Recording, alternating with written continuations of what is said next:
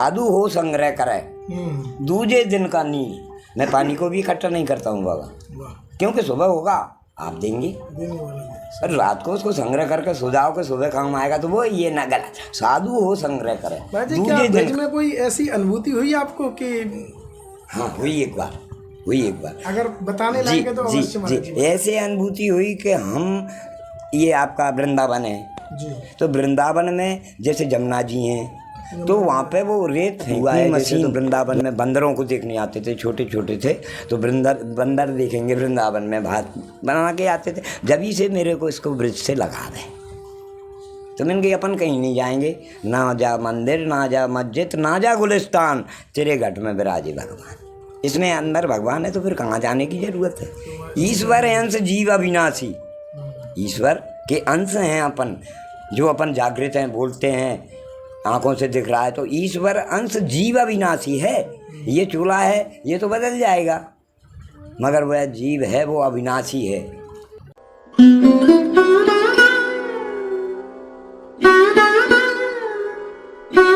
यश श्री राधे आप सभी भक्तों को श्री ब्रजधाम से और संतों की यात्रा सतत रूप से आप सभी की कृपा से भी लगातार चल रही है। और आज हम जिन संत के आपको दर्शन कराने आए हैं वो संत भी ब्रज में लगभग 20 से 25 साल विराजते हैं यहाँ पे, और हमेशा ही वो जंगलों में ही वास करते हैं।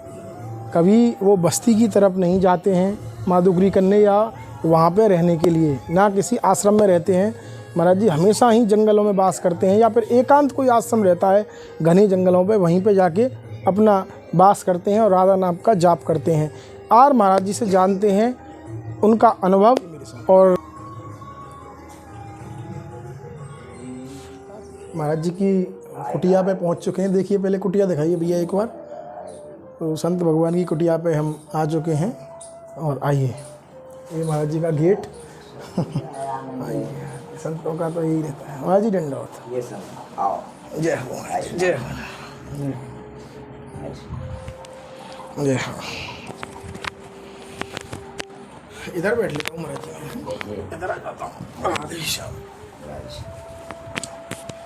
तो राधा रानी की असीम अनुकंपा से और संत भगवान की चरण रस से हम आज एक और दिव्य संत के दर्शन आप सभी भक्तों को कराने वाले हैं। महाराज जी पहले तो आपको कोटि कोटि धन्यवाद जो आपने हमें इतना समय दिया अनुग्रहित करने के लिए, क्योंकि संतों का समय एक तरीके से हम गृहस्थी लोग हैं वो नष्ट ही करते हैं मेरे हिसाब से। महाराज जी आपको कितना समय हो गया है ब्रज में वास करते करते? करीब आपका 20 साल हो गए। 20 साल हो गए महाराज जी। जी हाँ, और वह भी जंगलों में ही रहता हूँ। अच्छा, जंगल में ही निवास करता हूँ। और बस्ती में नहीं रहने का है, बस्ती में जाती नहीं है। भिक्षावृत्ति भी करने के लिए जो भी मिलता है राधा रानी देती है।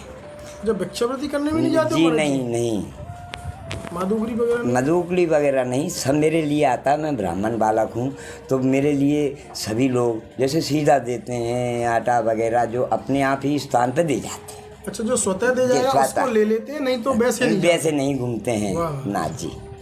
और राधा रानी है तो सब कुछ है ना, फिर क्या है। पेट के लिए साधु नहीं, जीने के लिए थोड़ा सवाल पार करते हैं, खाने के लिए नहीं जीते हैं। आपका पानी काढ़ा बनाता हूँ, चाय भी, दूध भी नहीं है तो काढ़ा बना के पीते हैं जड़ी बूटियों का, जैसे पत्तियों का। उससे आज तक हमने राधा रानी के चरणों में पड़े हुए हैं, सब कुछ है। हम बड़े पैसे वाले हैं, सबसे बड़े धनाढ्य लोग हैं, इसमें कोई शक नहीं है। तो ना भाई राधा रानी की कृपा है। हम राधा वल्लभीय संप्रदाय से आते हैं, एमपी के रहने सर्विस करके कंपलसरी रिटायरमेंट लेके साधु जीवन यापन कर रहा हूँ। अच्छा, जी हाँ। मैंने 7 रुपया रोज से सर्विस किया। मैं एक्टिव था थोड़ा, तो ऑफिसरों में लोगों में मिलके अपना निवेदन करके मैं रेगुलर बना। तो रेगुलर बन के एमपी में गुना मैं मेरा पोस्टिंग हुआ गुना शिवपुरी में। और मैंने अपील करके CCF ने मेरे को आशीर्वाद दिया, तो हम नौकरी भी करते रहे। और फिर माता पिता के चले जाने के बाद में सिर्फ हमारा माता पिता राधा रानी है। मैं राधा वल्लभीय संप्रदाय का व्यक्ति हूँ।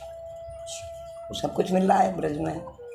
तो महाराज जी इतनी अच्छी नौकरी थी, उसके बाद आपने रिटायरमेंट भी लिया, महाराज जी ऐसी नो। अच्छा रिटायरमेंट नहीं लिया था, ऑन जॉब आए थे आप? जी ना, जैसे नौकरी किया हमने तो हमको थोड़ा अड़चने आई। हम साधु संगत में पहले ज़्यादा अधिक रहते थे, तो फिर हमने देखा कि हमारे घर पे ज़मीन है, हमारे घर पे सब कुछ है, बढ़िया परिवार के हैं, तो ये भटकना नहीं, क्योंकि थोड़ी उसमें प्रॉब्लम थी। तो हमारी पोस्टिंग ऐसी जगह कर दिया गया कि यहाँ पे जैसे जंगलों में जाना है, ट्रक भर के लाना है, तो हमारी माँ कहती थी कि जंगलों में मत जाना, नौकरी ऐसी नहीं करना है। पहले वो दकियानू से विचार के लोग थे, माता पिता को डर, मैया का तो इसने रहता है, मैया का इसने मैंने कहा कहाँ गए हो जंगल में, आई ही नहीं हो, 3 दिन से बाट देख रहे हैं। इस प्रकार से माता का स्नेह था। माता समाज है, ब्रजवासी हैं, सब कुछ है, सब प्रकार से आनंद है।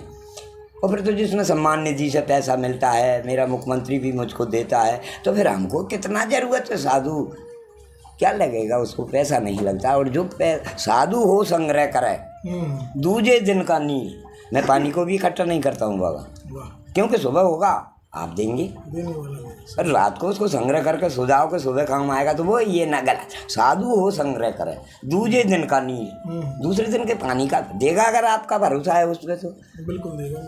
और महाराज जी तो ये बताइए कि मैया माता पिता के जाने के बाद आपने सन्यास की ओर अग्रसर हुए? जी हाँ जी। अच्छा, मेरे ही गांव से मुझको मेरी काली माँ का मंदिर था, और मैं सत्संगों में रामायण वाँचता था सभी जगह। ब्राह्मण बालक हूँ, तो रामायण हो रहा है तो रामायण पढ़ने जाते थे, खूब दक्षिणा मिलता था, सब कुछ संपन्न। तो ठीक है, आप वहाँ पे रामायण जाते थे, मंदिर भी जाते थे, भागवत भी सुनते थे, लेकिन ऐसा क्या घटना हुई कि एकदम फैसला लिया कि भैया आप 20-25 साल आपको ब्रज में हो गए? ऐसा क्या फैसला था? कि ऐसा ये फैसला था कि जब अपने माता पिता नहीं रहे तो अपना कोई नहीं है। ये कहते हैं कि जिसका कोई ना हो उसका मालिक भगवान होता है। तो शादी विवाह नहीं? ना जी ना, अच्छा, ना कभी नहीं, कभी ना।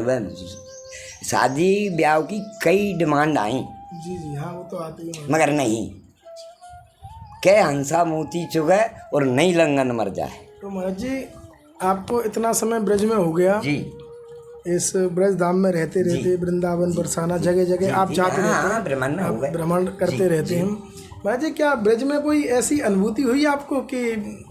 हाँ हुई एक बार, अगर बताने लायक है तो अवश्य महाराज जी। ऐसे अनुभूति हुई कि हम, ये आपका वृंदावन है जी, तो वृंदावन में जैसे जमुना जी हैं, तो वहाँ पे वो रेत फेंकनी मशीन लगी हुई थी वहाँ पे, तो जो घाट की तरफ पानी को लाना था उनको, तो हम गुम्मट पे बैठे हुए थे, वहाँ बड़ी बड़ी गुम्मट बनी है, तो हम एक अकेले गुम्मट पे बैठे हुए थे। और ये आश्रम है हमारा सुदामा कुटी, तो उस पे से भोजन करके आए और वहाँ पे थोड़ा चिंतन करने लग गए। तो हमको चिंतन करते करते ऐसा आभास हुआ, वो जमुना जी का वो पानी वगैरह इधर से उधर करना मशीनें लगी हुई, तो हमको एकदम ऐसा एहसास हुआ कि स्वयं प्रकट हुई, और वह कहीं कहा उनने कि अब हम सब वहीं आने वाले हैं। उसी के बाद में हमने ये देखा कि इतना बरसात हुई, इतना नदी आई, वो घाटों से लग गई। यमुना मैया ने बोला था, यमुना मैया का प्रकाट देखा हमने जल के अंदर, और जल के अंदर जब हमको ऐसी अनुभूति हुई कि ये तो साक्षात है। मेरी माँ का नाम भी जमुना था, इसलिए मैंने निवेदन माँ का करते थे, माता पिता का स्मरण करते थे। ऐसा आवाज़ हुआ कि हम यहाँ आने वाले हैं, जैसे मैया ने हम यहाँ आने वाले हैं। तो मैंने उसके बाद में ये देखा कि इतनी बाढ़ आई। जब हम छोटे छोटे थे, बुआ है मेरी वृंदावन में, तो हम 1 रुपया से आते थे मथुरा से, यहाँ लाल बस चलती थी, तो हम खेलने कूदने जाते थे, तो सुदामा कुटी की गली में ही जमुना जी दर्शन होते थे हमको। वह कभी सन 72 की बात है, 73-72 की। तो आनंद आया, कोई दिक्कत नहीं आई, और खूब अनुभूति मुझको होती है। जैसे कैसे कि हम भजन करने बैठ गए, अपन वृंदावन में बैठे, तो कभी उनके दर्शन हो रहे हैं, कभी कहीं के दर्शन हो रहे हैं, कहीं चटिया आश्रम का, ऑटोमेटिक। जैसे हम चिंतन में भजन में बैठते हैं तो हमको अपने आप ही उनका आवाज़ होता है कि अपन को वहाँ चलो। हम जाते भी हैं दर्शन कर, और अच्छा लगता है, देव दर्शन होता है। और ये ब्रज भूमि 4 धामों से निराला ब्रज धाम, इसलिए हमने, क्योंकि पहले से ही हमारी नातेदारी है ना इधर, तो हम आगरा में बुआ है जैसे, तो वृंदावन में बंदरों को देखने आते थे, छोटे छोटे थे, तो बंदर देखेंगे वृंदावन में, भात बना के आते थे। जब ही से मेरे को इसको ब्रिज से लगा दे, तो मैंने कहा अपन कहीं नहीं जाएंगे, ना जा मंदिर, ना जा मस्जिद, ना जा गुलिस्तान, तेरे घट में विराजे भगवान। इसमें अंदर भगवान है तो फिर कहाँ जाने की ज़रूरत है? ऐसे जाने की जरूरत नहीं। महाराज जी, महाराज जी बड़ा समय दिया पहले जी। महाराज जी एक छोटा सा प्रश्न और है। करिए। जैसे कि आप तो कहीं का जन्म स्थान था, आप ब्रज में आ गए, जंगलों में अब आप वास करते हैं। तो अभी जो कलिकाल चल रहा है जी, इसमें माता बहनें हैं जी, कुछ भाई हैं, सभी हैं, वो भी भगवत मार्ग की तरफ अग्रसर होना चाहते हैं। उनको भी कहीं ना कहीं एक आत्मा की जो प्यास रहती वो है, प्यास है अब उनका। वो संतों की चरण रस से या फिर ब्रज में वो बार बार आते हैं, उससे उनके अंदर जो प्यास जगी है, जी। तो वो सब लोग तो जंगल में रहेंगे नहीं, जी तो नहीं। वो वहाँ पे क्या कर सकते हैं? अपने घर पे ही, अपने भाव पे कलयुग केवल नाम आधारा, सुमर सुमर नर उतर ही पारा।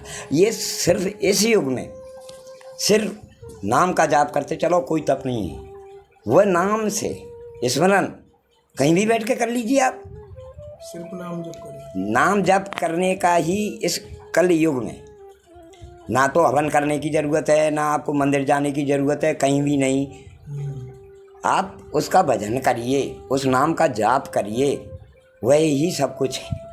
आप घर में बैठ के कर लीजिए, आंखें बंद, मैं बद्रीनारायण पहुंच गए, क्या बात है। घट में विराजे भगवान, इसमें है अंदर। और फिर क्या है, शुद्ध आत्मा से 10 इंद्रियों को वश में करके आप अगर उसका नाम लोगे तो आपको वो प्राप्त होगा। रोम रोम में राम है, तो फिर राम का भजन करो। कलयुग केवल नाम आधारा। वो कृष्ण का नाम नहीं कह रहा चौपाई, राम का नाम नहीं कह रहा, वह सिर्फ नाम का जाप कह रहा है, करो, आपको सब कुछ मिलेगा। आपके जो इष्ट है उनका नाम लो आप। हाँ, जैसे कोई हनुमान इष्ट है, कोई भी अपना अपना वो है, आप राम के हैं। ये सब क्या संस्थाएं अलग अलग नहीं है, राम कृष्ण एक ही हैं। आप जिसको विचार में अच्छा लगाओ हैं। जग में सुंदर हैं दो नाम, चाहे कृष्ण का हो चाहे राम, ठीक है, कुछ भी कहो एक ही है। एक ही है। ईश्वर है अंश जीव अविनाशी। ईश्वर के अंश हैं अपन, जो अपन जागृत हैं, बोलते हैं, आंखों से दिख रहा है, तो ईश्वर अंश जीव अविनाशी है। ये चूल्हा है, ये तो बदल जाएगा, मगर वह जीव है वो अविनाशी है। वो अविनाशी है, वो आपके घट में विराजा हुआ है। आप भगवान बन गए, आप स्वयं भगवान हो। इसी आप स्वयं ही सब कुछ जानते हुए भी मनुष्य ना करे तो वो मूर्ख है भाई। जानते हुए ना करना तो ये मूर्खता का प्रमाण है ना। मुझे मालूम है कि राधा रानी का यहाँ से दर्शन मुझे हो रहा है, तो मुझको छत पे चढ़ के दर्शन करना चाहिए, मेरा इष्ट है, निवेदन करना चाहिए। अब जहाँ यहाँ से नहीं दिख रहा तो अंदर मन में दिख रहा है कि ये मेरी किशोरी है, फिर क्या दिक्कत है। मनुष्य तो भटक वहाँ जाता है जहाँ उसको भटकाने वाले मिल जाते हैं। मैंने कहा आइए ऐसा करिए वैसा करिए, ये दिखावा है, ऐसा करना वैसा कर, ये दिखावा से भगवान नहीं प्रसन्न होता है। भगवान प्रसन्न होता है शुद्ध चित्त से उसका नाम लो, भजन करो, भजन से उसका नाम का स्मरण करो, आपको खुशी ही खुशी मिलेगी। आप रामायण का 4 चौपाई 5 चौपाई पढ़ के देखिए सुबह, तो फिर निकलिए आप, तो आपको अपने आप ही आनंद का ऊर्जावान महसूस करेंगे कि नहीं। आप तो सिर्फ साक्षात हैं, पढ़े लिखे हैं आप लोग, हम तो साधु लोग हैं, जंगलों में भ्रमण कर रहे हैं। मगर क्या है कि हम ऐसे लोग हैं कि हम भ्रमण करते जरूर हैं, भजन करते जरूर हैं, मगर दिखावा हमारे पास नहीं है। वो ना हम संसार में भटकते हैं, जबकि इसी ग्राम में सभी परिचित हैं मेरे, मगर मैं घर किसी के नहीं जाता हूँ, बैठने के भी लिए नहीं जाता हूँ। कुछ वस्तु की चाहत पड़ती है तो भी नहीं जाते हैं। जंगलों में रहना है आजकल, देखो जंगलों में तो रहना पड़ता है, जंगल का नौकरी क्या है, आइए मैं फॉरेस्ट गार्ड। अब मैं जंगल में रहना पसंद करता हूँ, मुझको एकांत में अच्छा लगता है, मुझको एकांत में भजन करना अच्छा लगता है। ये हैबिट है, जैसा बनाओगे वैसा बन जाएगा, बन जाता है, वैसे ही डल जाता है। क्या बात है भगत जी, क्या बात है। जैसा बनाओगे, जैसे बांस की लकड़ी है, नरम होती हरी होती है, उसको जैसा नभाओगे धनुष्मान बन जाएगा। वैसे ही आप लकड़ी कड़क को नभाओगे बीच में से चटक जाएगा। इसको नरम करो शरीर को, उसके नाम के लिए चाहे जन देखो अपन दंडोत करते हैं, नब की तो करते हैं, तो ऐसे ही दंडोत हो जाएगी। हर एक जगह नवन चाहिए। बड़ी बड़ी बाढ़ आती हैं, बड़े बड़े पेड़ों को पटक देती हैं। वो जो नब ना जानता है वो नदी के किनारे खड़ा रहता है, वो नब जाता है चाहे जितनी बाढ़ आ जाए। नब जाओगे तो बच लोगे, और तुम कड़क बन जाओगे तो आप चले जाओ ऐसे। और राधा रानी की कृपा सभी पे है, लेने वाला चाहिए उनकी कृपा तो सभी भाई। जो आप उसका भजन करोगे उसकी कृपा आपके ऊपर स्वतः हो जाएगी। हैं अष्ट सिद्धि नवनिधि को दाता है दिया, जानकी जी को उन्हें ला के दिया। अष्ट सिद्धि नवनिधि, 9 निधि और 8 सिद्धि। अगर आप मान के चलिए, आप बजरंग है, आप सुंदरकांड या हनुमान चालीसा या हनुमान अष्टक या कोई और भी उनके नाम का जाप करते हो, तो हनुमान एक कलयुग के राजा हैं, किंग ऑफ द कलयुग, किंग ऑफ कलयुग, बिल्कुल है ना। अब उसका नाम आप स्मरण करिए, आपको यही मालूम नहीं पड़ेगा कि कौन सी सिद्धि प्राप्त हो गई मुझको। अष्ट सिद्धि नवनिधि को दाता, दाता है ना, देने वाला ना, अपने आप को आपको मालूम नहीं पड़ेगा कि ये सर्व काम सिद्ध क्यों हो रहा है, मगर उसका जाप चाहिए, उसका नाम चाहिए। बिना नाम के कोई बालक बोलेगा नहीं। अगर जैसे भैया का नाम है राम, तो आप राम को आवाज़ दोगे तो वो बालक बोलेगा। कृष्णपाल नाम है तो वो कृष्णपाल को आवाज़ दो, जिसको जो ऐसी आप आवाज़ दोगे वो तुरंत दान महाकल्याण आपके आगे हाजिर हो जाएगा। मगर वो शुद्धता से लेना पड़ेगा। आप शुद्धता रहो। मनुष्य सब जानता है, वो नहीं जानता, वो मोबाइल बता रहे हैं, गूगल है, आप पूछ लीजिए। महाराज जी आपकी बात सही है, मनुष्य सब जानता है, जानते हुए करना गलत है। ये जो परिस्थिति है ना हमारे ब्रज में काफी अनुकूल है, भगवत नाम के लिए बहुत सरल है जी। जैसे आप जैसे संतों का संग होना, दर्शन होना, राधा नाम होना, लेकिन अगर आप ब्रज से थोड़ा आगे निकल जाओ ना, नहीं जानते लोग ना, नाम जब जानते हैं बेचारे, संतों का संग नहीं है, क्योंकि कलिकाल हावी है पूरी तरीके से। भाई उस संगत ही गुण उपजे, और संगत ही गुण जाए, वो बांस फांस और मिश्री सो एक ही भाव बिचाए। ये संगत का गुण है। आप साधु का संग करोगे आपको संगत हो जाएगी, आप दुष्ट लोगों का संग करोगे आप दुष्ट कहलाओगे। बांस फांस और मिश्री सो एक ही भाव बिचाए, मिश्री बनेगी नहीं जब तक बांस की फांस नहीं जाएगी। हाँ, ये काफ़ी संतों ने बोला है हमसे भी कि ये जो ब्रज से बाहर लोग रहते हैं, महाराज जी आपने भी बोला है और संतों ने भी बोला है कि आपको भगवत की प्राप्ति करनी है तो ब्रज के मतलब उस मार्ग पे चल रहा है, ब्रज के किसी संत से या ब्रजवासी से आप एक बार जुड़ जाओ, संगत का असर आपको धीरे धीरे आप राधे राधे की तरफ बढ़ जाओगे। ये पक्का है भाई, संगत से बढ़ जाओगे ना। मैंने कहा ये साधु क्या कर रहे हैं, ये हमारा आश्रम है, ये हमारे गुरु हैं। तो जैसे नरसिंहाचार्य थे हमारे गुरु, पहले वृंदावन वाले, आज भी उनके भागवत करते हैं। वो रामानुज जी पीठासीनाथकारी हैं, तो वो उनके संगत से हमारे यहाँ भागवत होती हैं। भाई हमारा संगत है, मैंने कहा अपने समाज के ये गुरु हैं तो भागवत जी करवाइए। तो वृंदावन, और फिर आजकल क्या है कि बिजनेस बना लिया लोगों ने, थोड़ा उससे भी डर लगता है। वैसे कहने में अपराध है, मगर लोगों ने बिजनेस बना लिया। अपराध कोई नहीं है महाराज ना, जैसे भागवत जी लिखा हुआ है जी, श्रीमद् भागवत जी का। जैसे अभी मैं तो इतना ज्ञानी नहीं हूँ, लेकिन जी अभी कलिकाल में इतनी भागवत कथाएं हो रही हैं, ऐसा बोला जाता है संतों के श्री मुख से ही कि भागवत सुनने मात्र से ही आदमी का कल्याण हो जाता है, इसीलिए माइक लगाए जाते हैं। हाँ, लेकिन आजकल तो श्रोता और वक्ता दोनों ही उसमें थोड़ा सा गड़बड़ है कहीं ना। भाई देखिए, गड़बड़ तो आगे हो रहा होना है, क्योंकि ये कलिकाल का प्रभाव जब जब होए धर्म की हानि, बाढ़ी असुर अधम अभिमानी, तो उनका प्रकट हो चुका है।